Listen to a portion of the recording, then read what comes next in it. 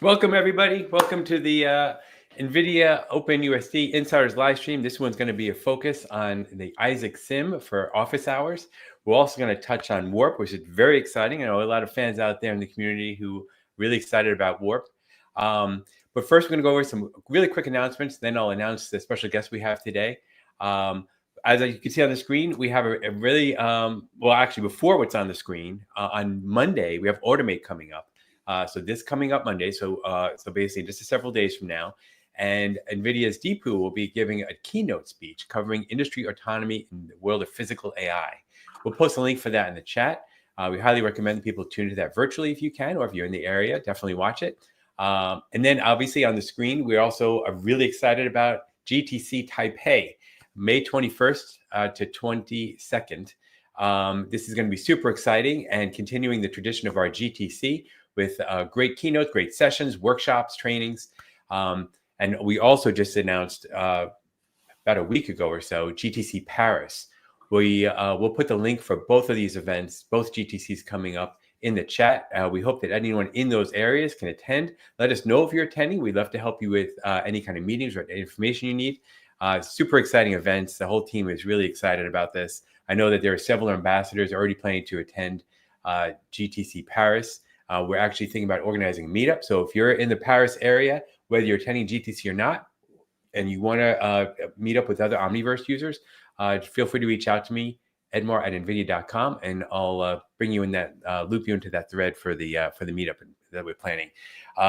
May 19th, we have Jensen giving a keynote at Computex 2025. Super exciting. This is going to be 11 a.m. Taiwan time. So check your calendars to see if you can make it live, but it will be live, and obviously you can watch the replay right after. That's going to be super exciting. And we'll post a link for this in the blog, but this is Into the Omniverse, How Digital Twins Are Scaling Industrial AI. Obviously, digital twins is a super hot topic, not only in our Discord, but in the forums. We hope that everyone will make the most out of that blog screen. I'm going to stop my screen now so that we can get on to the meat of this hour here.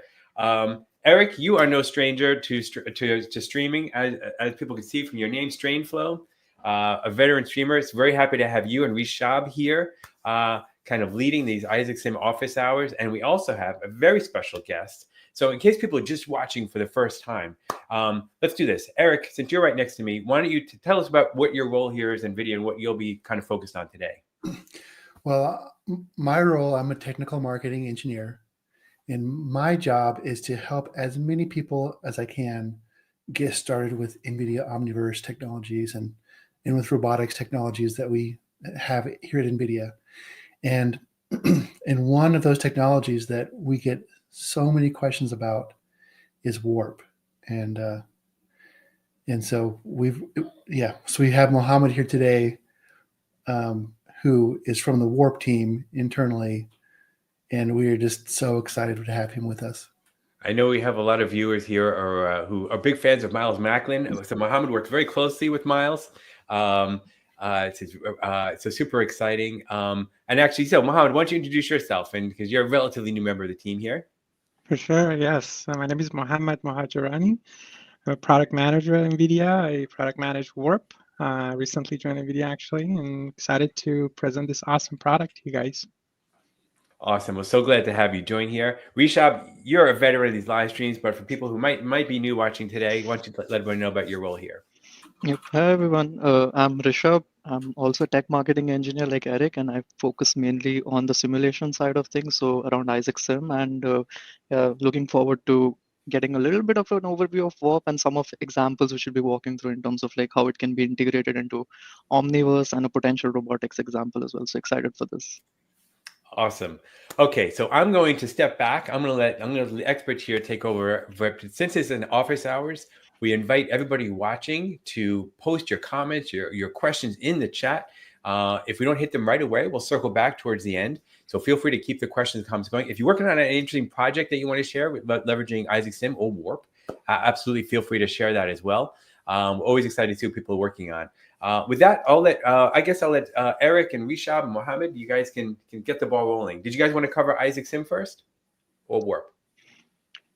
I think the way we probably thought about this is that we have Mohammed from the Warp team, and he has prepared an introductory presentation of Warp, so which is going Amazing. to include some transitions where we'll have like hands-on samples which we'll be able to demonstrate as well. So I think we'll hand it over to Mohammed right here, who will walk through Okay. about details on Warp. Okay, Fantastic. perfect. Yes. Okay, so let me start sharing my screen.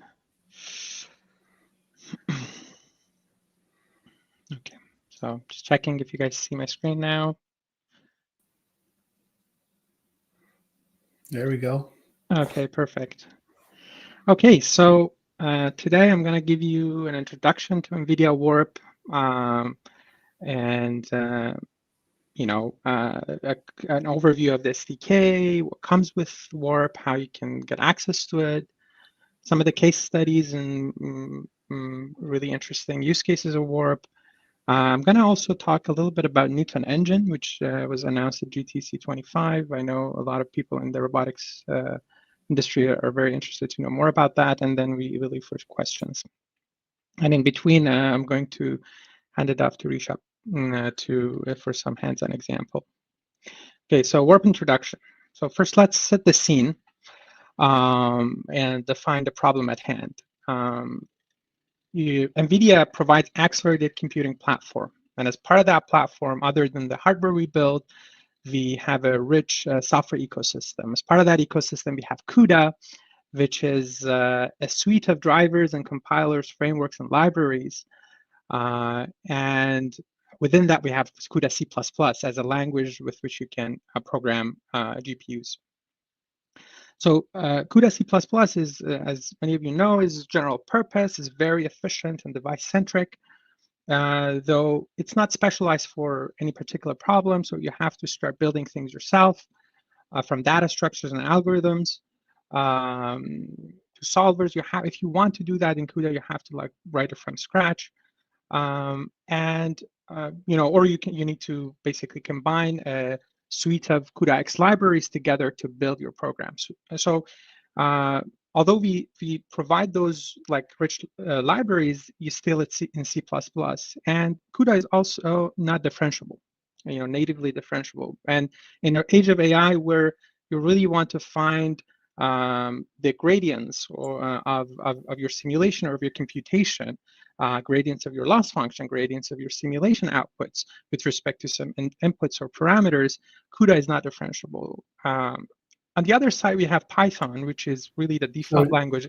Just real quick, if it's okay, that differentiable thing is pretty important for AI, right? And yes. And can you elaborate, why is it so important that functions be differentiable for AI? So let's say you have, and we're going to go over actually a very concrete example over this, because if you write your simulation, it depends on the applications of your simulation. If you want to run the simulation to do some sort of design optimization, okay, before you build the actual physical thing, you want to know, for example, the sensitivities of certain outputs of your system when you simulate with respect to the topology of your system or the input of your system, so you can optimize, for example, the topology or geometry of your system. For example, you're building an aircraft, you do CFD simulation multiple times, and at every time you can change something in your system and rerun the simulation. If you have differentiability, right after you finish your simulation loop, you can find the computation. You've already done a forward pass. The computation, you can go a backward pass and find the gradients of the output with respect to input. So instead of running multiple simulations and then guessing, okay, what parameters should I change, you would use optimization in the loop of simulation. And that's why differentiability is really important. Well, and it sounds like you're talking about backpropagation, which is the foundation, kind of how you train AIs. Is that right? Exactly. So backpropagation is an example. Exactly. So for more mechanical engineers or roboticists, who maybe the differentiability would mean sensitivity analysis, optimization. For an AI developer, it means backpropagation of Okay. Exactly. Okay. So I guess I was mostly thinking of the AI angle, but there are a lot of useful reasons to be able to differentiate those functions. Exactly. So like Yeah. PyTorch and JAX and frameworks like that, they differentiate, but they differentiate usually a loss function with respect to, and you can backpropagate it and find the gains. But then here you can differentiate, find the gradients of your simulation output, and the difference is really that JAX and PyTorch are not built for simulation. Warp is. Right. Right. I think like Mohammed mentioned initially, differentiability turns out to be very important for optimization problems in general. So even if like that from the mechanical or aerodynamics realm, I think that is where optimization, like numerical optimization, still exists. So computation of gradients and basically updates of parameters there exist in some form of gradient descent. And I think neural networks with more complex architectures have their own hierarchies in terms of different complexities in terms of how they're optimized. So I think Warp is going to be pretty interesting, and we'll be seeing samples as well downstream where we'll be walking through setting up some of the problems. So yeah, differentiability turns out to be pretty important for designing systems in general. Exactly. Yeah, so Warp bridges that gap between CUDA and Python. And so how it can get access to Warp is, and how is it distributed? So Warp is open source under Apache 2.0. It's a Python library you can pip install into your environment and basically import into your Python environment, import Warp as WP or something. And so we distribute it on PyPy. And basically, once you have it, you can author GPU kernels. And then you can launch them in your flow of your program. In terms of like value proposition of Warp, what it really delivers is first and foremost is performance. So it gives you native CUDA performance through some of its key features. One is the just-in-time compilation of the kernels. The other is through exposure of CUDA-X libraries. I talked about CUDA is a suite of like libraries and drivers and compilers. We expose some of them at a higher level of abstraction in Python. And then with Warp, you're able to write one single kernel for an entirety of a function. And so we have transparent kernel fusion. In a sense, it's especially useful for simulation logic, which is, or like simulation problems, which has a lot of conditions, a lot of early outs in your code, where if you use TensorFlow or like PyTorch or JAX, they're not suited for that. They're suited for tensor operations, and they were going to launch multiple kernels that will be inefficient. So you will have more granular control, and you can build everything in one kernel. On the other hand, it is high-level programming. Can you? I don't understand the difference between a kernel and a function, and what is the difference between a kernel and a function?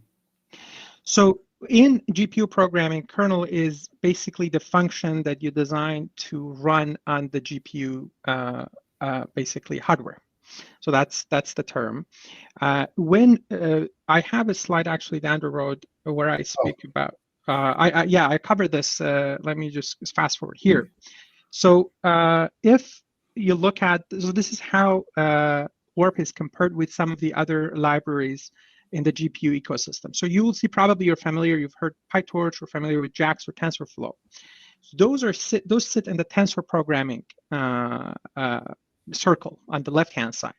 And tensor programming, everything in these libraries everything is expressed as an operation of tensor. So you do not really have control over, how it's run on GPU. The compiler will decide for you. So you would do the tensor operations, write your logic in a function, and then when you compile this through just-in-time compilation, these will launch on GPU or CPU. And so they might not, since you're dealing with these large tensors of like of operations, they might not happen very efficiently, or they might have. Exactly. So under the hood, essentially what they do at the end of the day, if you want to run on GPU, this needs to be converted to machine code that GPU can understand, right? Mm-hmm. So the compiler would take care of that. But the compilation process of these frameworks is as such that it will break it depending on the problem or the operations you have in multiple kernels, that they would launch in certain way that the compilers decide. So you do not, this is very transparent. So one you won't see it. operation might end up being multiple kernels on the Yep, Exactly. GPU. and that will cause like the overhead in general, which we'll encounter with these frameworks. So, for example, if you've written a tensor operation, you don't necessarily sort of understand what sort of kernel launches might actually be Right. going on in the background, which might be causing an overhead. And I think like what Mohammed was referring to is like a warp gives you more finer grained control over doing that. So Because when you specify Precisely. a kernel in Warp, that's going to run in kind of one kernel on the GPU. It's kind of a Exactly. one-to-one mapping. And so you're Yes. not going to have multiple kernels transferring data back and forth between each other. Yeah, so you would you have full control over how that, to an extent. We do not try to expose the entirety of CUDA and Warp. But you have certain level of control that you don't have in the tensor programming about how your data is mapped to, threads. And so if you have time, I can cover that as well. Oh, we can. Sorry, and I interrupted. Maybe let's go back to where you were and let's keep going because this presentation is great. Okay, I'm happy. I'm learning so much. Lovely. I'm happy. Okay, so yeah, so talking about ease of use, the high-level programming is one aspect of it is pure Python, so low barrier of entry. We also provide native simulation data structures that are for like 3D simulation is really important. So you do not need to go and build them yourself. So that's again ease of use. We talked about like how the kernels are authored and launched. One way is through SIMT programming, which is single instruction, multiple threads, where you kind of map your operations you want to run to the thread, so it's very fine-grained control. We also offer a recent addition since 1.5 release. We have tile-based programming, where you set basically you select a certain operation like an FFT to run on a certain tiles, and the tiles would be basically a block of multiple threads, and Warp will handle that optimization for you. So we offer higher level if you don't want to like get to the SIMT programming, we also offer higher level programming models like tile-based. And as we discussed, the auto differentiability aspect of these kernels. So you write at the kernel level, one thing. Two, you have a spatial data structure that are native, so you do not need to go build them from scratch, as well as algorithms and queries. Second, third, it's auto differentiable. So once you run the forward pass, you can also automatically choose opt-in to record the backward pass for finding gradients. So that will enable you, if you have your neural network written in PyTorch and your simulation written in Warp, you can really quickly connect them with one another, pass the gradients from here to there. And we also interoperate with these frameworks so when you copy data between them, like for example, with PyTorch and JAX, we have zero copy data interoperability. So you do not, as Shab mentioned, we don't have that overhead of data for data movement. And last but not least, open source. Like all of these other frameworks within the community, AI community, it's Warp is open source, and we really want you to be able to use it, extend it, and contribute to it. And just to be clear, right now we're just talking about just raw Python, really. Yes. We're not talking about an Omniverse technology. It's like we're not talking about Omniverse. We're not talking about robotics. We're talking about a very generally applicable technology. And there's one question I wanted to pop up early on. Afnan asked, as an A-level physics student, how helpful will this webinar be for me? And I would say extremely helpful, because if you want to write your own physics simulations, this is the technology for you, Yes.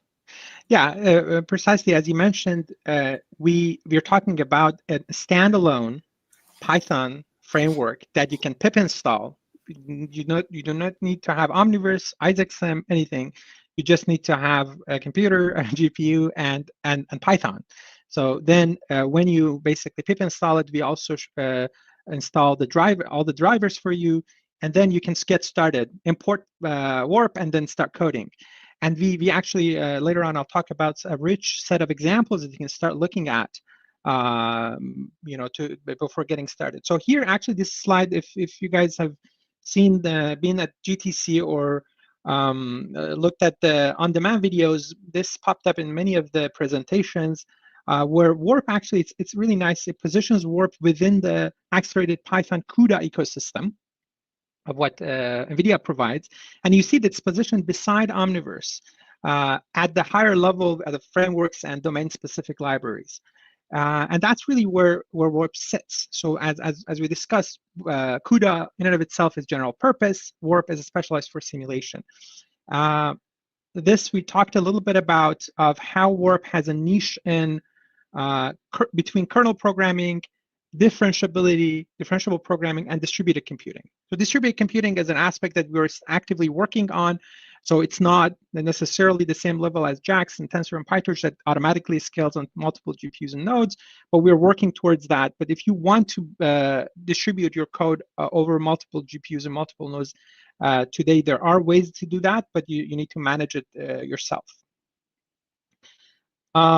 Another view that I really like, that kind of a stack diagram which compares, which positions Warp with respect to other pieces that probably familiar with folks on this live stream. So Warp sits on top of CUDA.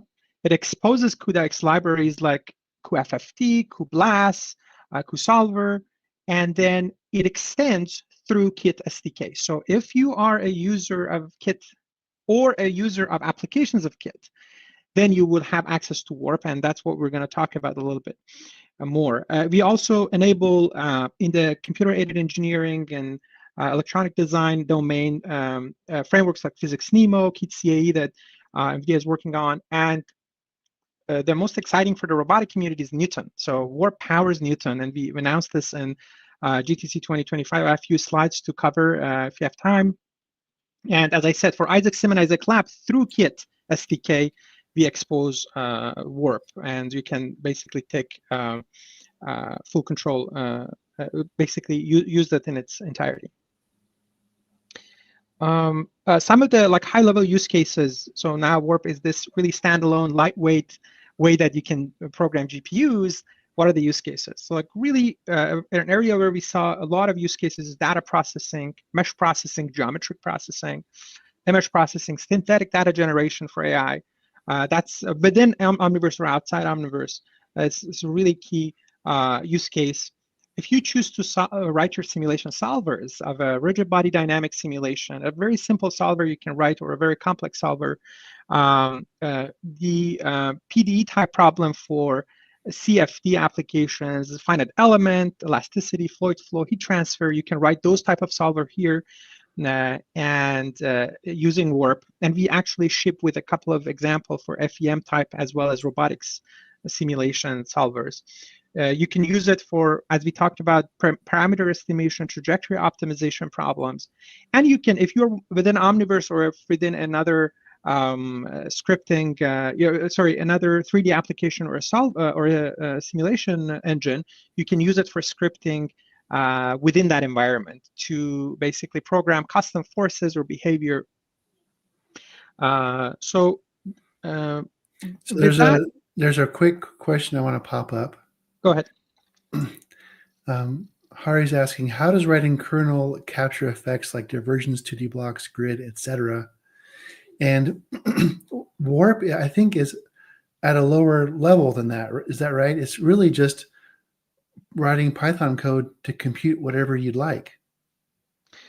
So actually, it's a bit tricky. So the Python, we do not expose the entirety of CUDA. We do not expose the entirety of Python. Okay, so when you import Warp, whatever you write within the kernel, you cannot write any Python function in the kernel. And right. So let's say, for example, today tuples are not supported, lambdas are not supported, but we support certain data structures that are native to Warp. That's why it's a domain-specific library. So but over time, we are actually adding more and more Python language support so that you can basically use the functionalities and routines that you're familiar with within the kernels. But that's going over time. I hope that answers the fact that it's not, you don't have access to the entirety of Python, but that's something that we gradually add. I guess I thought, maybe I misunderstand, but I thought that divergence and 2D blocks and grids. Isn't that just like doesn't sound like a Python thing. It sounds I like think, physics. yeah, they're probably referring to like thread divergence for Oh, I see. CUDA code. So I think, yeah, the question was a little different. I think Mohammed hinted at the answer a little, but I think like discussed earlier in the presentation as well, like in terms of how kernels are being called, even in Warp, the API is pretty similar to how it's done at the CUDA level. But for that exact question, I think we'd probably be able to take that answer on the forums. Yeah, and maybe this would be a good time to share some links to the official support channel for CUDA, or sorry, excuse me, for Warp. Yeah, And so we where is have, that support channel? so we support, we actually, our source code is on GitHub, so NVIDIA/Warp. If you go there, you can go to issues and ask for features. Well, you have questions you can report there. That's where our engineering team is actively looking, and we get a lot of feature requests that we triage and address depending on the priorities. But we really look into them on a daily basis. So I encourage you. Maybe like yeah, I'll provide a link to that later on in the chat. Okay, great. Yeah, so about the 2D thread divergence and things like that, I have a slide on the execution model. Maybe that would answer some of the question. But yeah, so I wanted to go next to, yeah, so how Warp is exposed within Omniverse. And really high level, we have two extensions that are shipped with Kit. Kit applications. One is OmniWarp Core, and the other is OmniWarp. So OmniWarp Core is basically installs Warp into the Omniverse application's Python environment, and then user can import the module the same way that if they were outside Omniverse, they would pip install and then start importing. And then OmniWarp is a set of OmniGraph nodes and samples that are built on top of OmniWarp Core. So with that, I'll pass it on to Rishabh to basically go ahead and maybe dive a bit deeper there. Sure, thanks, Mohammed. I think we can go through a hands-on sample over there. Let me bring up my screen quickly. Yep. So right here, I think like the first thing we can initially take a look at is that this is what the GitHub looks like for NVIDIA Warp. So this is where you will be able to find the entire documentation and basically the samples and tutorials. So like Mohammed mentioned, like it's pretty straightforward to install Warp. So what I've done on my system is I've created a virtual environment with Python, and I've already pip installed Warp right there. So let me bring up that terminal right here.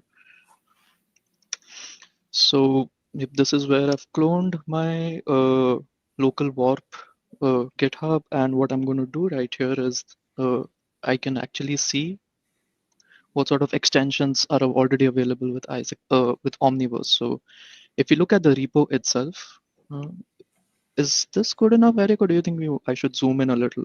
Is it legible? I Okay. can see it clearly. Okay, looks good. So just like Mohammed mentioned, that there are two extensions which are already packaged with Warp, and they're already available on the GitHub. One is the omni.warp extension, and one of them is the omni.warp.core extension. So we can quickly look at what each of them actually contains. So if we look at the omni.warp extension over here, I'm going to bring it up right here, and let's go into Omni. We look at the extensions, and it's got a few nodes inside right here. We will take a look at this later, but let's first actually go into warp.core, and that's the extension which actually handles making sure that Warp is inside the Python environment in which Omniverse is going to run. So let's open this one up right here. We can go into Omni, we can go into implementation, and there are actually no nodes in this extension. So it's just for understanding what's happening here, we can just basically look at extension.py. So if I write an extension, could I reference this and then write Warp code directly in my extension? Yep, sure. I'm going to walk through that as well. Like when I'm going to open up IsaacSim and we'll go into like script editor and local Python over there, we'll be able to see how we can import Warp, where it's coming from, and how you can like build over on top of that. So just a quick overview of the extension itself. Like we just saw that there are no nodes inside this extension. So there are no there's no other functionality apart from making sure like the Warp installation which your system just has is correctly referenced inside Omniverse. So you look right here, it's creating symlinks and it's making sure that it's getting linked to the Warp installation from the GitHub itself right here. And that is what is going to be handling like the actual Warp library and like the whole framework coming into Python. So let's actually go ahead and start up. I'm going to start up Isaac Sim and we can see how Warp looks like over there. So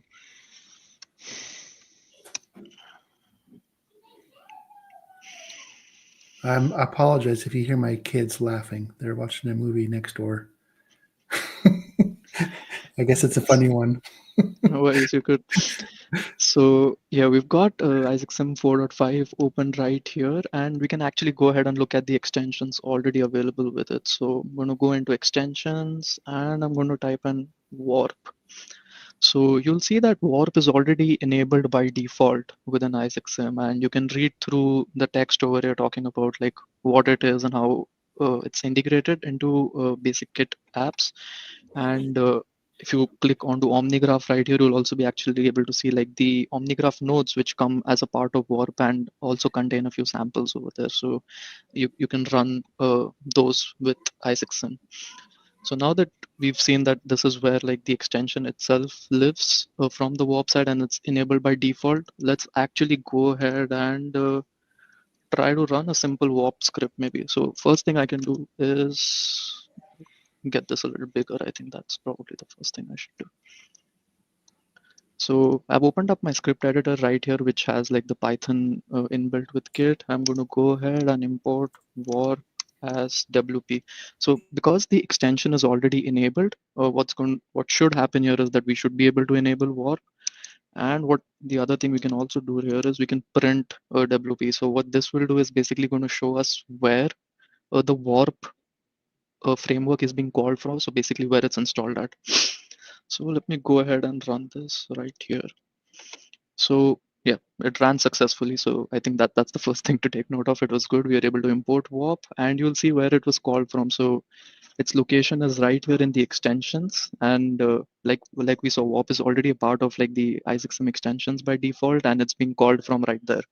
So Isaac Sim's Python and basically all the other extensions which are coming in with Isaac Sim already have Warp included in it, and it's already been enabled by default. So for any script you're writing yourself, you should be able to import Warp and you should be able to write your own code. Just for a simple example, what we could do right here is we can run the sample code available on Warp right here. So if you look at the getting started section on the GitHub, for example, they've got a section where it's basically computing the length of a few vectors which are generated randomly. So we can copy this code as is right here, and we should be able to run it in the script header. So that will basically show us that Warp is directly integrated into the Git application, which is Isaac Sim right here, and it's straightforward enough to run it. So it's using 1024 points, and you've got a Warp kernel defined, which is actually computing the length from the origin. And we're just going to run this right here. Okay. Expected an indented block. Oh, oops, there might be an indentation error there. Hopefully that should be gone. Okay, so yeah, that there was an indentation error there, but gone. So I think, yeah, the code basically we're able to run it successfully. And this is the same code you can also run in standalone Python as well. So what we demonstrated right here was within like the Isaac Sim world with the Python, which comes in with Isaac Sim. But if you have your own virtual environment created where you cloned your Warp repository, you should be able to run the code there as well as is.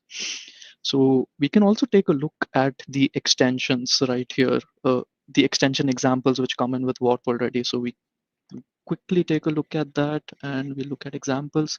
Once the Warp extension is enabled, we can open up the sample scenes right here. So these are the samples which are already provided with Warp, and Mohammed just referred to in his presentation. So we've got examples for simulating particles, simulating cloth, and you can run it directly from Isaac Sim. So let me open up the scene right here.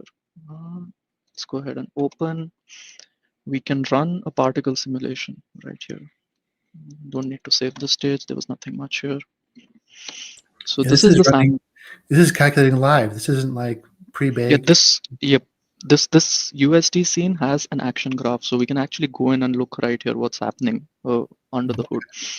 So let me bring this in right here, and let's zoom in a little on the action graph and try to understand at a high level what's happening. So you get the local transforms of the relevant prim. So in our case, the particles which you can see on the screen right here.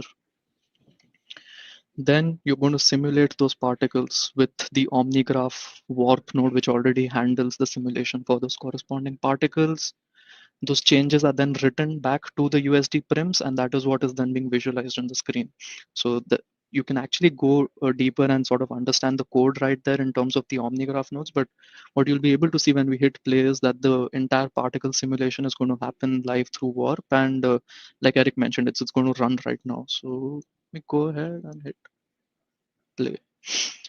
So all of that is being handled under the hood by Warp, and you can write your own OmniGraph nodes with Warp as well. The ones which are already provided in the samples here come in with the default extension. So there are other samples also which I would encourage users to like play around with and understand the code as well. But So is each of those nodes a kernel?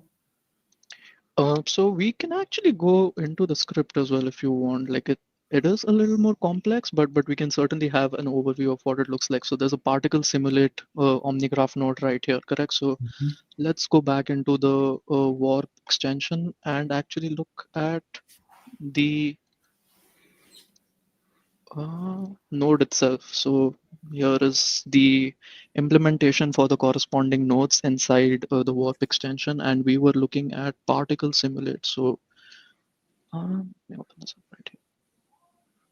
So So there are a few kernels in there. yep, there are kernels in there, and if you notice, like Mohammed also mentioned during his presentation, there is a parameter called enable backward, which is responsible for making sure if like gradients are enabled to be computed, which enables like differentiability for those parts of your pipeline inside your code. So that is something like the user can control also towards the end. So But what's the advantage of having that set to false? Does it compute more quickly if it's set to false? Or I think my initial guess would be like there would be lesser overhead because for certainly, right, if you would want to compute gradients for a particular function, there would probably be more overhead in terms of like storing the right values and having like the relevant algorithms responsible for like computing those gradients also be acting right here. So by setting it to false, I think like it just determines the way you want the code to be executed and like the way you want the optimizations to also run. So got it. I would recommend users to actually go through this in general, but I would just give a heads up here that you would need to be a little familiar with OmniGraph nodes as well to understand what's happening here, because I think that itself might be a Yeah. relatively new thing to like understand, and then like there's an integration of Warp on top of it. So Yeah. you've got like a regular OmniGraph node class where you've defined your compute function, which actually is like responsible for when like the node is executing, and then that is calling all the Warp kernels which are actually being defined right here depending on the problem you're looking at. So it is a pretty big node, just because Eric mentioned I brought it up right here, but yeah, All right. it would certainly be fun to look at that. I just think it's So so cool that you can write your own nodes. You could write your own extensions that use Warp. You can write just Python code that uses Warp. And yep. I was watching that simulation you ran, and just the number of colliders, and they look like they're a little bit sticky or something.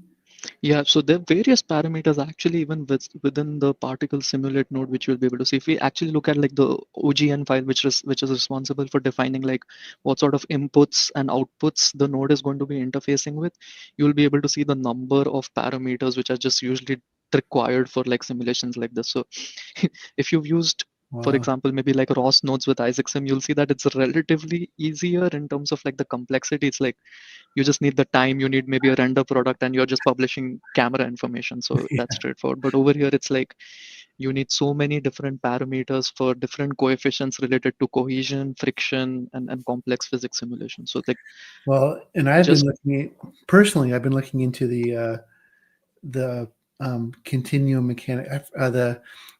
What's that section of Warp? It's not continuum mechanic. It's the FEM? solver. What's that? FEM. Yep.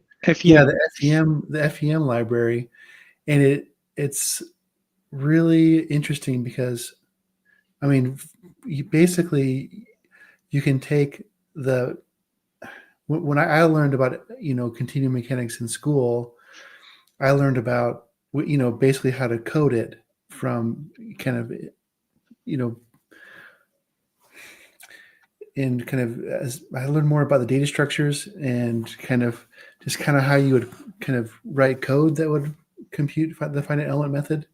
But if you look at the Warp way it's written, it's actually kind of written in mathematical notation. So if you just understand the partial differential equation from a notation perspective, you just kind of write it in notation and it will solve the PDE for you. And it's really amazing. I think like just coming back to like the number of parameters you mentioned over there in Yeah. terms of cohesion, friction, and all, I've just highlighted them. But yeah, it's like contact adhesion. Then there is friction, there is contact damping stiffness, there's contact elasticity. So I think like there are a lot of parameters in general for particle simulation, but at least in this particular case with the extension, everything is being handled from like the Warp node itself for you. So yeah, should be straightforward to use these nodes directly inside your use cases. Or the other thing which you could also do is like leverage Warp standalone inside these nodes and build on top of it to have your own custom solvers, for example, using Warp, which are going to run with Omniverse or ISACSIM. So I'm going to stop so cool. sharing now so that Mohammed can get back to his presentation. Otherwise, we might just run over with this.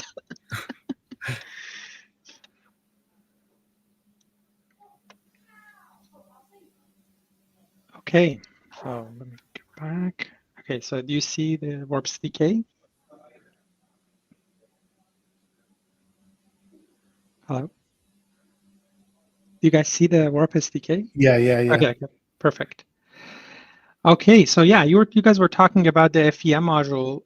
So Warp has three main modules. One is the core module, which enables you to write the kernels, code in Python. It gives you all the math libraries, geometric and vector libraries, and basically everything, all the core functionalities sits there. On top of that, we have two kind of more specialized modules. One is Warp Sim, which is more specialized for robotics, and Warp FEM, which is specialized for like computer-aided engineering type solutions.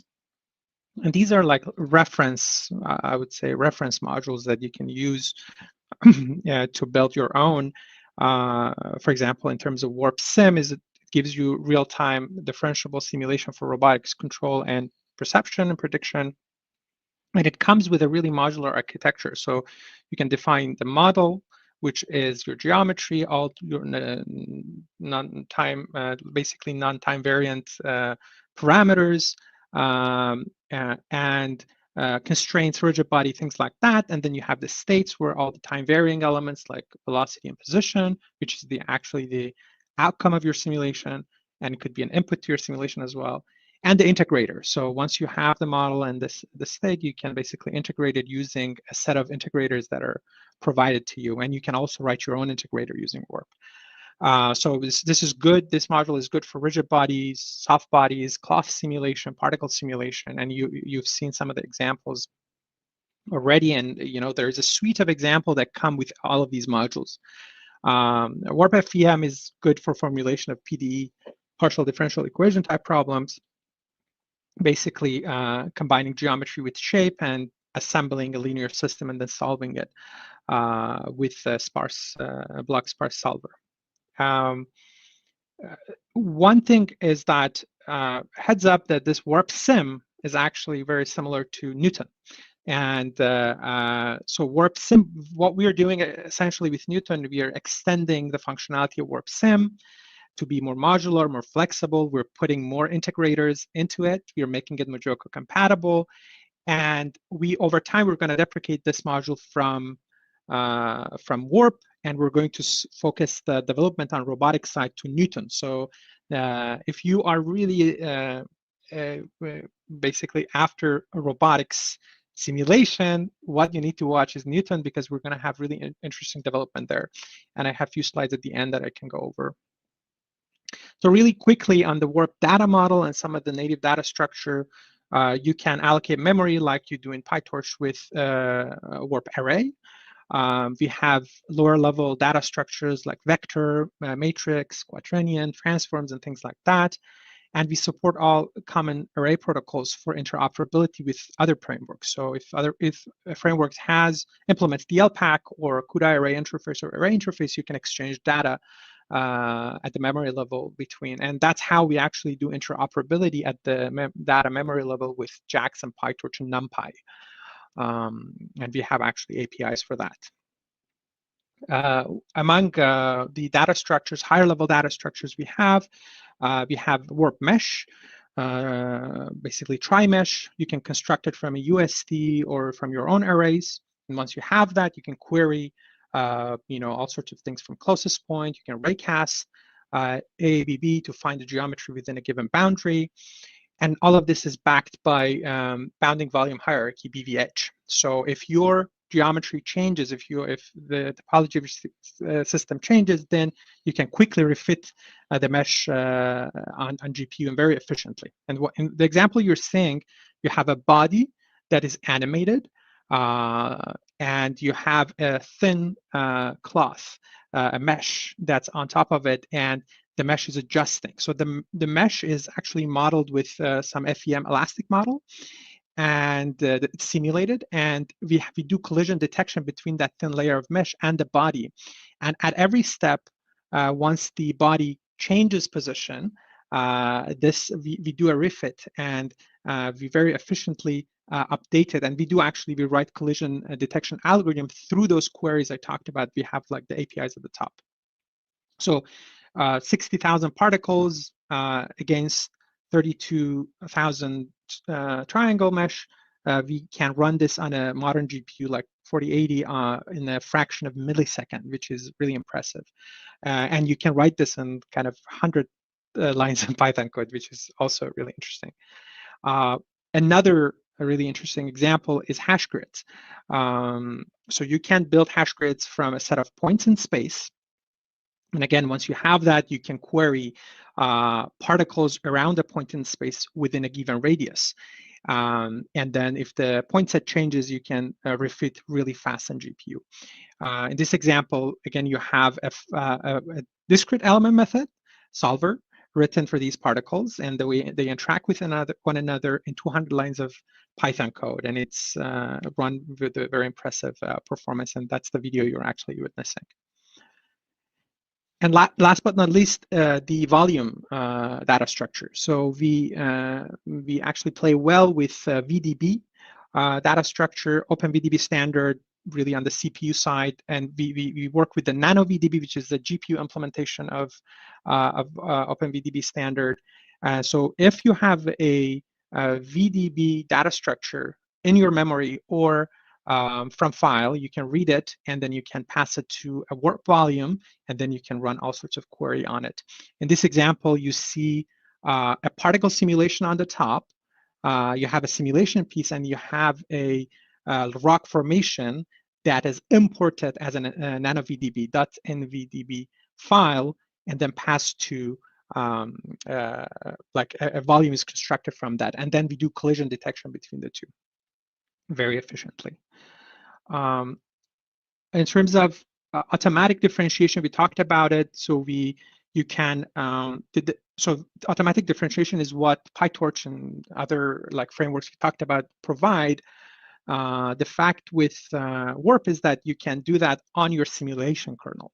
That's something you would probably not write your simulation on PyTorch.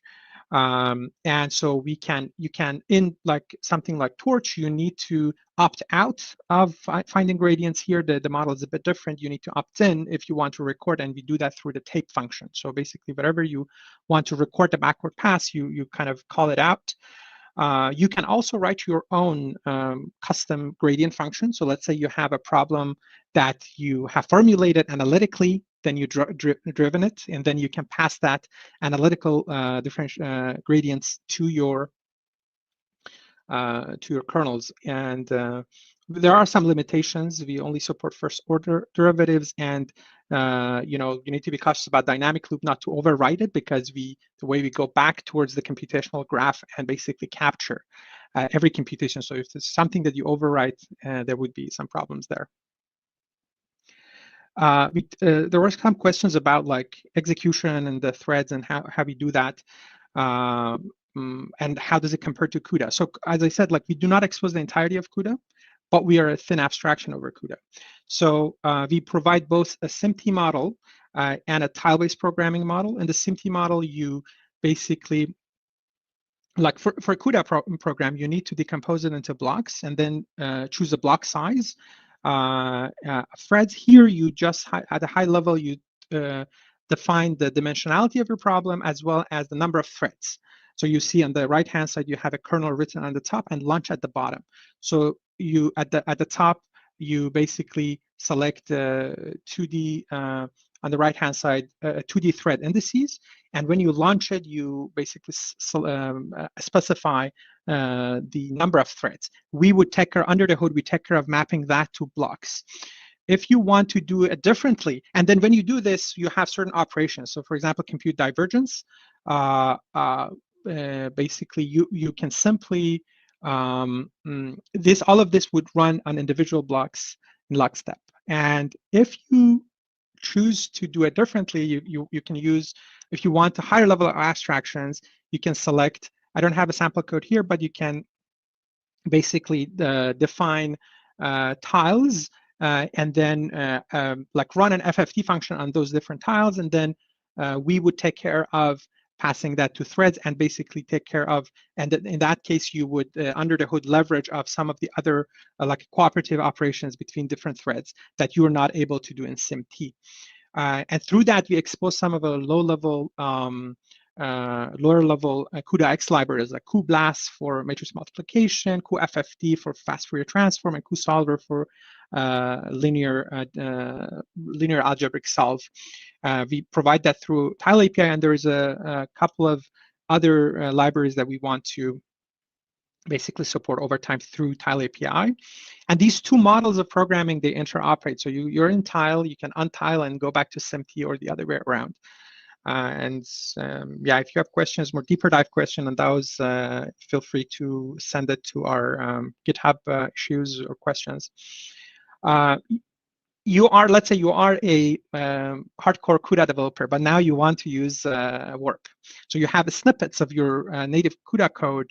You can actually insert it in your Python flow, and then you can pass it to your kernels, to your Warp functions. And it's through that you can get access to a lower level CUDA functionalities that you were not able to access through Warp. We are also working on enabling you to, if you have a rich set of, let's say, kernels written in C++, and you want to include that and link it to a Warp kernel that you wrote in Python, we're enabling that. That's on our roadmap. And this is actually, this slide probably explains that, why we're interested in that.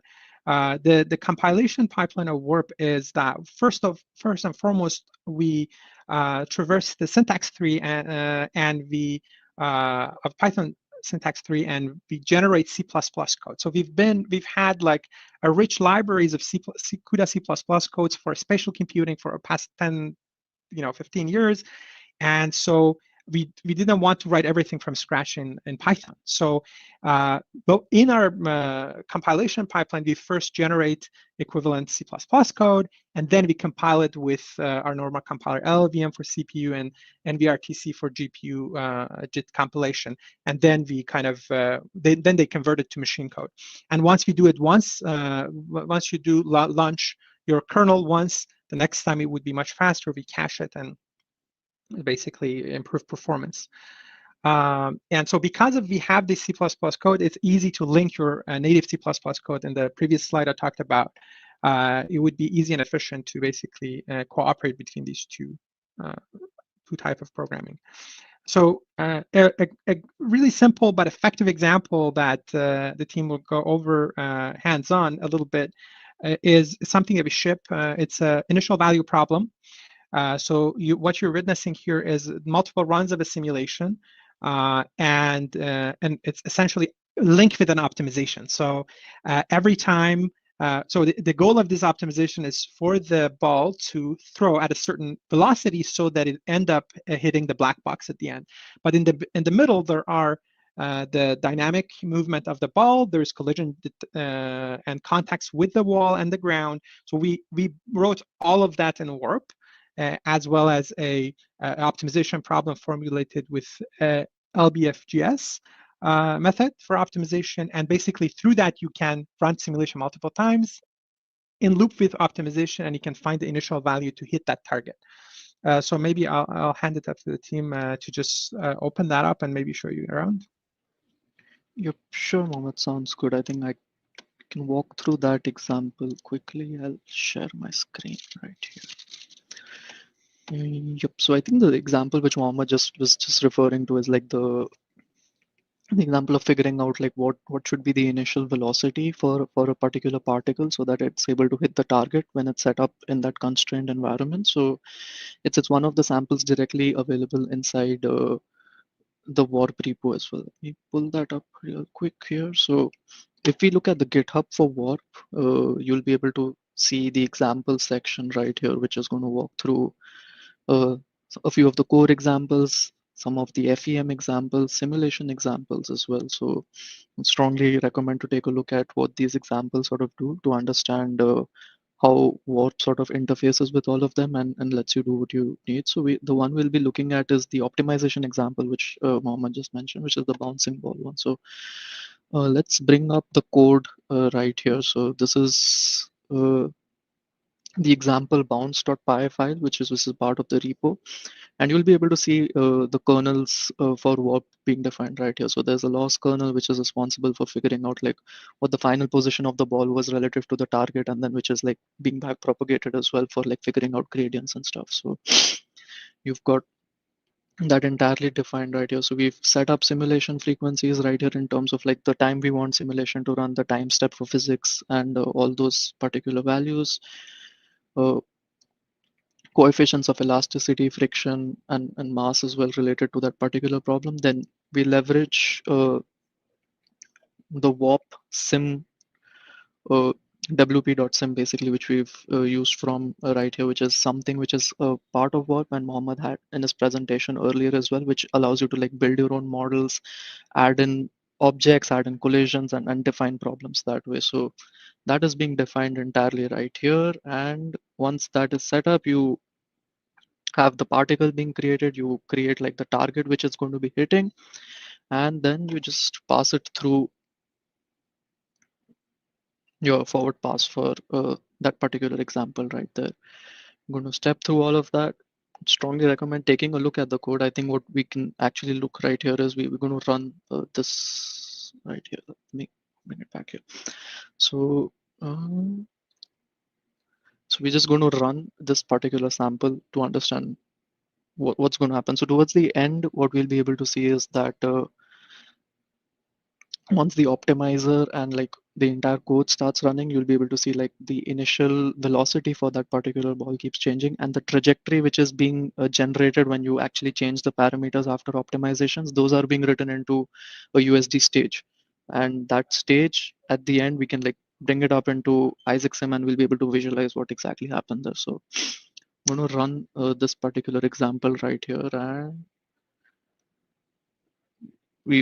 it basically just ran for less than 6 seconds, and we've Yeah, that got was so quick. yep, we got the file right here. So actually, let's go and see what happened over there. So I'm going to go ahead and try and open. We look at the location of the file. Okay, warp example bounce. Oops. Just give me a sec. It'll take me a while to find the file. Warp. Oh, this is the file right here. Let's go ahead and open it. So we can see that the scene has been set up right here. It's the particle right here, which is being having like the initial velocity being set to that particular particle. This is like target which it is going to interact with, and this is where you hopefully want the ball to hit. So we're going to hit play right here, and you'll be able to see how the optimization actually happened throughout in this whole process. So So I think you like you can see earlier that the trajectories are being highlighted in the particular colors towards the start, where you can see it's like red, yellow, and then towards blue when it's actually being able to get to that target. It's so we were able to run this with, I think, then lesser than about 250 lines of code, and then about like 5 seconds for an optimization problems like this. So yeah, entirely done within Warp, and we're able to write the trajectories and the relevant parameters into USD and open it up within ISXM and be able to actually visualize that problem itself. I'm going to stop sharing so that Mohammed can continue. Lovely, thank you. Yeah, a lot of like we have a number of good examples that can get you started on different optimization problem, FEM problem, or robotic simulation problem, and a lot of them either run, you know, open a window and show you the results after the fact, and some of them write to USD, and then you can open your USD in another window and look at the animated results.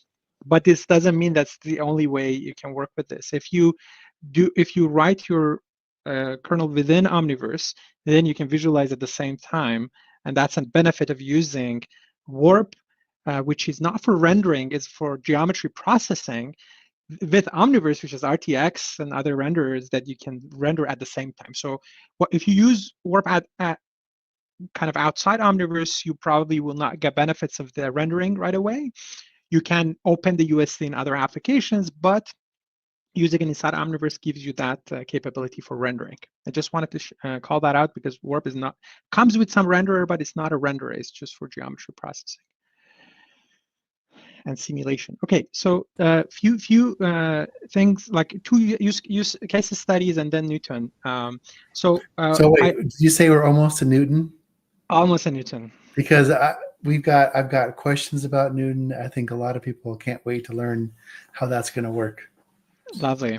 Yeah, I can't wait to talk about it either. So there was a question actually about if Warp is built for like quick prototyping, or can it be used in production environments? And this is an example that I'm really excited about. This was probably a year or 2 years ago when ETH Zurich used Warp to train their perception model using Warp, and then they deployed that onto the animal, Anybotics animal, to run on Jetson AGX Orin. I have actually a video, maybe I'll share it with you guys later on, that the robot's running and like trying to step up on a step. But so in that sense, it can be used in like a production environment, depending how you want to use it. We support a different basically hardware. We support different architecture of CPU, GPU, as well as the edge devices. So this is an example of Warp running on edge devices. So here they trained their perception model using Warp. They generated point clouds around their environment, as you see on the right top-hand side, and then they put the point clouds into a Warp hash grid and then queried that around the region of the robot. So the point they queried around the point, that point being the robot, and that's how they basically then the result of that, this basically the hash grids were fed to their perception network, and as at the end their policy, and that's how they control the robot. So here's an example of Warp being used in a lighter simulation that eventually enabled the model running on the robot. Another example. Yeah, that's pretty cool, Mohammed. I think like that's something we sort of usually forget, because like when we're working on simulation, or like when we're training robots and stuff, like we forget about like the deployment part very easily at times, depending where we are in the problem. So I think it's pretty cool just to understand that just because like Jetson comes with the whole CUDA ecosystem of libraries and like the frameworks, it is straightforward to use Warp on top of like an AGX Orin or like any other Jetson which I have, as long as it's got the right CUDA versions on it, and I can utilize all the power Warp has over there through Python directly. Yes, so pretty cool. Exactly. So when I think about like Warp in the robotics domain, I think about simulation, and I think about deployment as well on the real-time system. And this is something needs a little bit of more work for, to make that, bring that awareness and have more use cases. but Python is not synonymous with performance. And so if you go to an embedded engineer and say, oh, run Python on this real-time system, they probably would not believe it. But Warp, I'm hoping to build more and more examples with the help of you guys that can support these type of examples, and we can build more awareness around that. Well, it makes so much sense in conjunction with the VDB format, because you could also use the VDB. You could use the VDB format to kind of build representations of the world from sensors that Warp can then do processing on and understand about the environment. Yes, I think it just opens it up so much more for like doing so much more of the heavier compute on GPUs in an optimum way. So yeah, I think Warp probably has a lot of value to offer there. definitely. Yeah, I really hadn't thought of that deployment element. It's kind Same. of Jensen caught me off guard too. Okay, lovely. Yeah, that so point delivered. So great. Another use case study that actually led to Newton was Google DeepMind. We had a partnership with them, and they as many of you guys know, Mujoko is really used widely in a robotics simulation. And Google DeepMind at some point built MJX, which is the JAX-based GPU acceleration of Mujoko, and for training like reinforcement learning and using MJX in their playground environment. And once they kind of through the partnership, they saw the power of Warp, they started building Mujoko equivalent of MJX using Warp backend. And through that, they actually we collaborated with them, and we saw amazing performance gains compared to MJX. So it's not CPU to GPU, it's GPU with GPU. So on the right hand side, let me see if it plays. Okay, so on the left hand side, you see a humanoid locomotion basically accelerated with Mujoko Warp, which is going to go into Newton, and 70x acceleration compared to MJX, which is quite impressive. And this is something actually Jensen called out, and we had specific talks about this as well. On the left-hand side, you see a dexterous manipulation task in real and in simulation, and such a task was accelerated 100x when Mujoko Warp is used versus MJX. And I'm going to bring you guys back to the first slides when we talked about JAX and PyTorch and TensorFlow are great for neural network training, but they're not good for simulation. So of course, Google DeepMind will have that MJX, but they're going to add Mujoko Warp as another GPU acceleration, which is tailored and purpose-built for simulation. And I think this is amazing. Like I think Mohammed mentioned that both of the benchmarks are actually comparing like performance on the GPU itself. So you've got like Mujoko written with like the JAX backend right there, having the performance which is showcased on the graph, and then the same solvers probably like same stuff from the Mujoko end, but like using Warp as the layer below that, and getting like that sort of a speed up there for the same task from like simulation and real perspective. I think that's an amazing speed up. Absolutely, yes, and we're excited, and that actually fueled the Newton engine, so that we're going to talk about. Yeah. So Newton is an open source.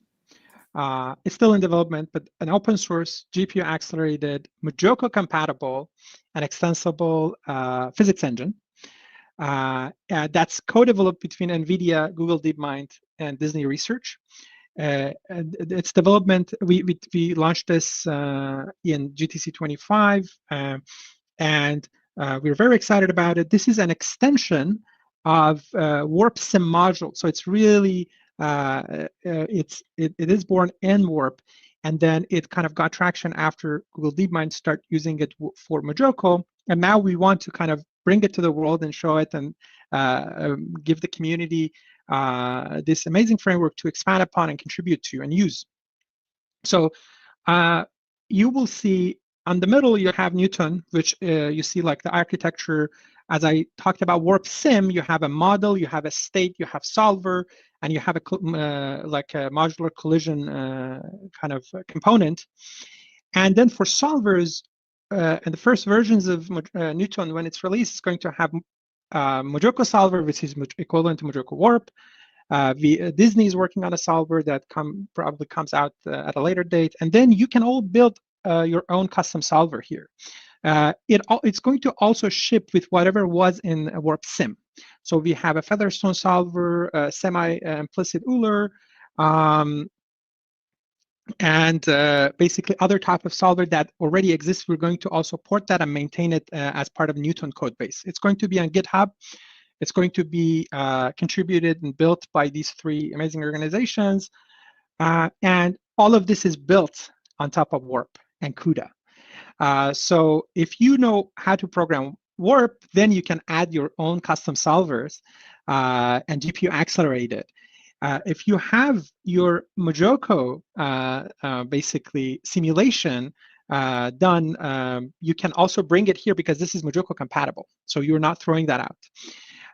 And as part of this this collaboration, one of the first things we're going to do, we're going to expose this in Isaac Lab. So there was a lot of question I scanned through that, okay, how is it going to be available, Newton available in Isaac Sim, Isaac Lab? We definitely want to bring all this goodness to you at the higher level of the applications you use on a day-to-day basis for your robotic applications, whether training in Isaac Lab or simulating in Isaac Sim. And it's very much compatible with the OpenUSD. In terms of timelines, you need to really follow us carefully, and then in the next few months we have announcements to make about Newton, and the source code will be available. You can go and look at it. Warp will stay there. So Warp, as I said, is a framework that fuels Newton and builds. So if you want to extend Newton, you need to use Warp. If you want to use other applications like computer-aided engineering, CFD, you can still use Warp.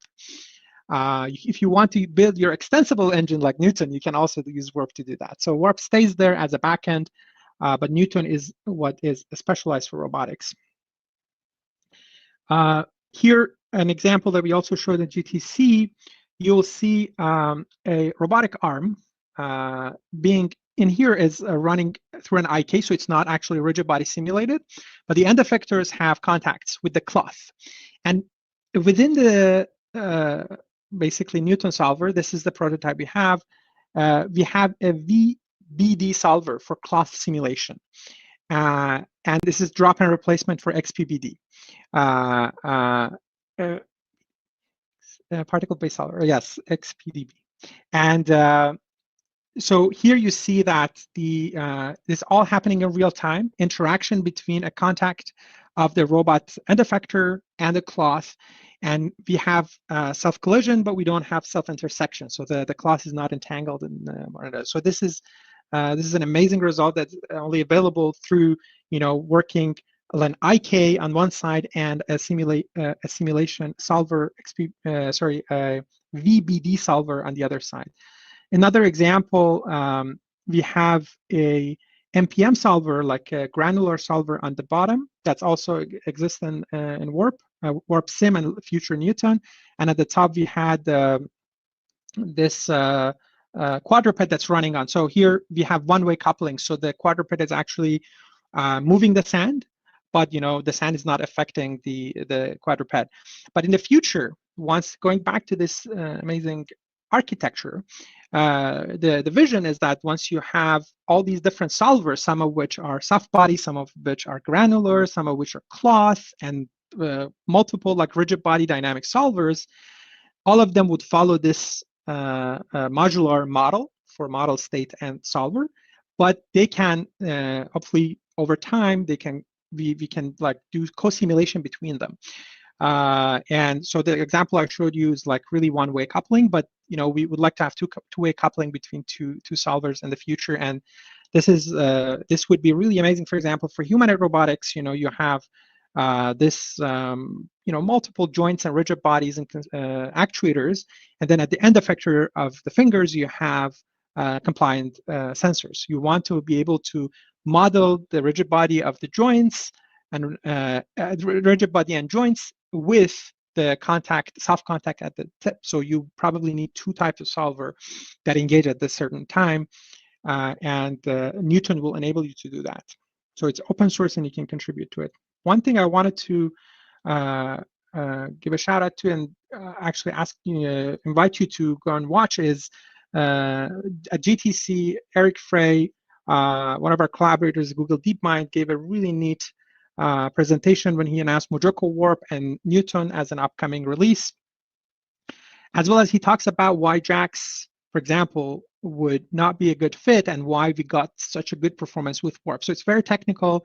Yeah, go and watch it. It's pretty amazing. I learned a lot from it. So bringing you home, Warp gives you performance of native CUDA. It has ease of use of high-level programming and abstraction, and it gives capabilities like differentiability and interop with DL frameworks that is really essential in the age of AI. You can pip install it, import it easily in your Python environment, whether you are in Omniverse or outside of Omniverse. And feel free to, our team, myself, really regularly check the GitHub issues. We really care about the community feedback. We are open source, so I look forward to a lot of good questions there and a lot of good feature requests.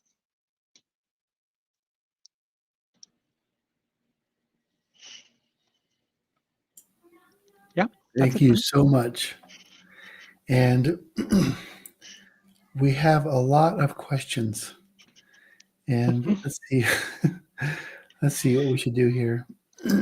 I think we can just try to answer a few of them. I think that's probably the just best. kind of rapid fire style. Yeah. Just going through. We've got a few marked.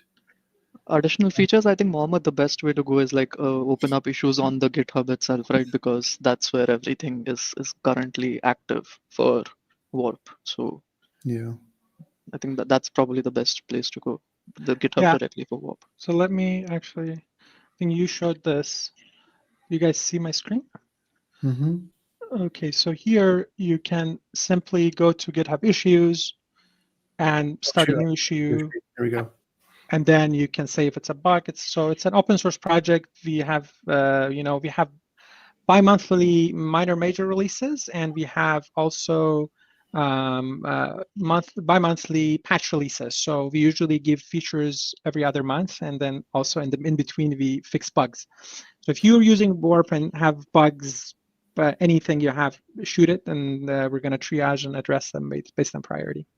And I would say if you have just if you want some more casual or less formal interaction with other people who are using Warp, you can join us in the Omniverse Discord. We have a Warp channel where you can talk to other people who are learning Warp and just meet some like-minded individuals. Another question which we have is around like GPU acceleration involving autonomous Python-based agents that must operate locally with limited connectivity and tight inference latency requirements. I think, is this like referring to maybe an edge use case? Then I think like on the basis that probably Mohammed already covered like Warp being run on a Jetson AGX and so I think like that might be something of interest if like there is limited connectivity and it's like on robot or on factory level deployment where everything's happening on the edge, just because it is CUDA based, so you should be able to run Warp on top of like that system too. Exactly. Yes. Yeah. So you can run it locally. It's pretty lightweight, and the Warp. That being said, Warp is not there to solve all the problems. So as you saw in the ETH Zurich example, it solves a portion of their perception, robot perception, where they have a huge point cloud and then they need to query.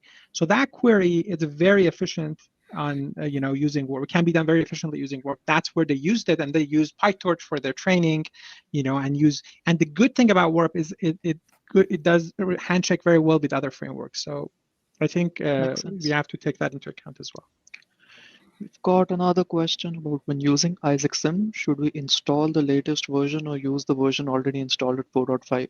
I think probably the best way to go might be using the pre-baked version already with IsaacSim, which has like the default extension available, and that is already available to you like we saw earlier on the demo as well. But if you would want to install Warp for maybe additional features and changes which are necessary for your particular use case, it should not be complex to like have that particular version being linked with the IsaacSim Python, so you'll be able to use the later one too. So yeah, depending on what sort of use case you might be looking at, if like the current Warp available with IsaacSim solves all your problem, I think that's the best way to get started. And if there's certain things which are being updated mainly on the GitHub and don't really have like the mapping being done between IsaacSim also changing over there, so maybe just link the newly installed / built Warp from there into IsaacSim, and that should work too. Yeah. So Okay, one thing I want to call out also that you just came to mind is, first of all, you can build Warp from source. From GitHub, you have the source, so you can build it if you don't want to rely on a specific, releases.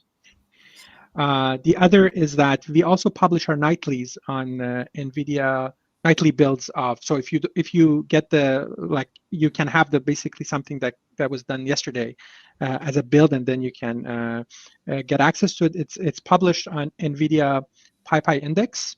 I can actually send a link of that as well. So you can get our nightly builds as well, or you can build it yourself.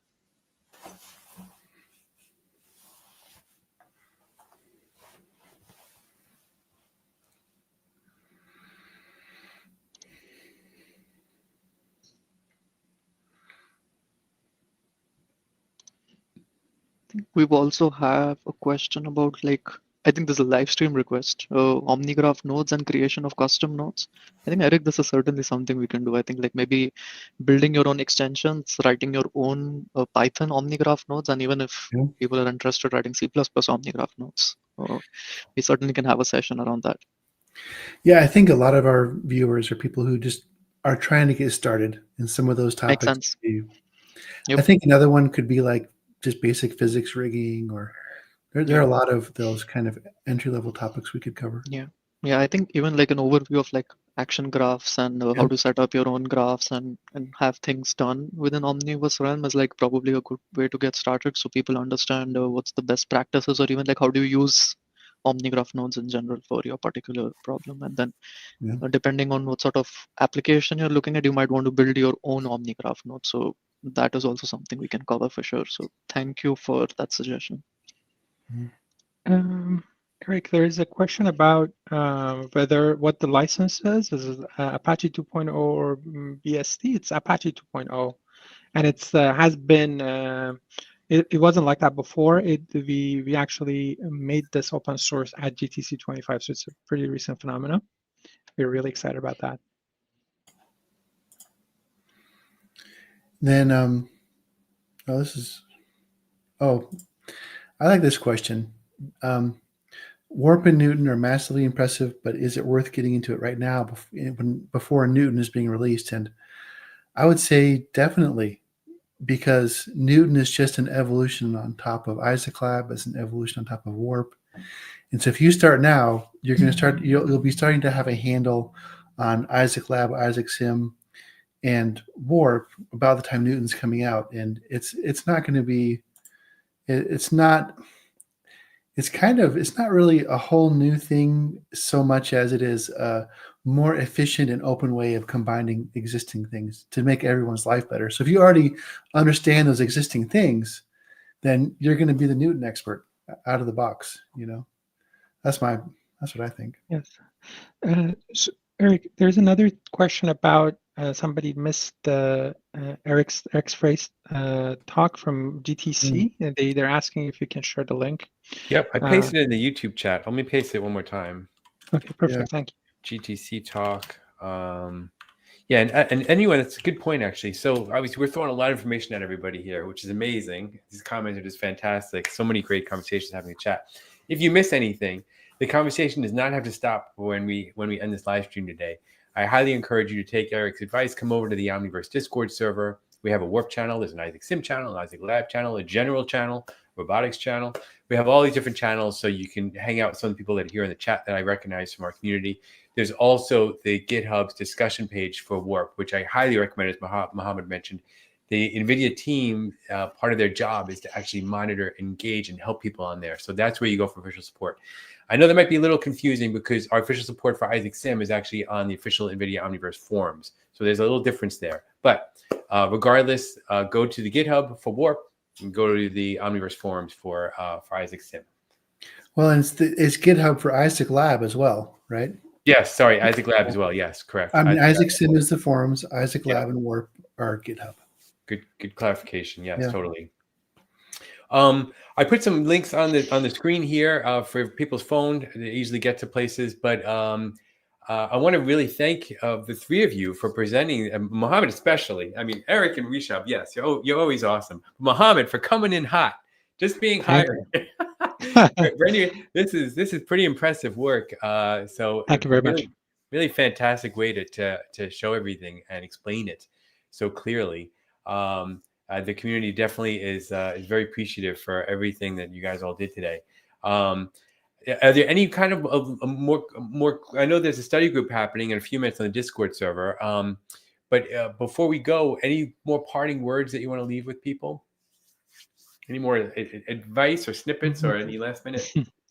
So no, I think both Warp as it stands today is open source, and Newton will be open source. So we really, as you said, part of our mandate is really engage with the community. We really want people to use them and engage with us through these live streams, through the Discord, through the GitHub issues. Yeah, I would. As you said, I recently joined, so I'm actually set for myself to review the Discord channel very regularly. So either I can answer it, or I can get help from the engineering team to give you answers. So yeah, engage with us, and we will help you out. Awesome. Great way to close things out. Thank you all very much for joining us. And I wanted to remind people, we have hundreds and hundreds of people watching today. If this kind of content interests you, go ahead and hit that bell and subscribe to the channel so you'll get notified as soon as we have live streams. All of our live streams are available on the YouTube channel for NVIDIA Omniverse. Just go to the stream section. That's where all the live streams live. But I highly recommend you subscribe. That's the best way for us to actually know how many people are interested in the channel and help us produce content. And obviously, we're excited to talk to you all on the Discord server, including those folks joining us to the study group today. So, Mohammed, Rishab, Strainflow, aka Eric Bowman, thank you so much. Really excited to have you here today, and can't wait for the next one. Absolutely. Thank you. Thank you. Bye. Bye, everybody.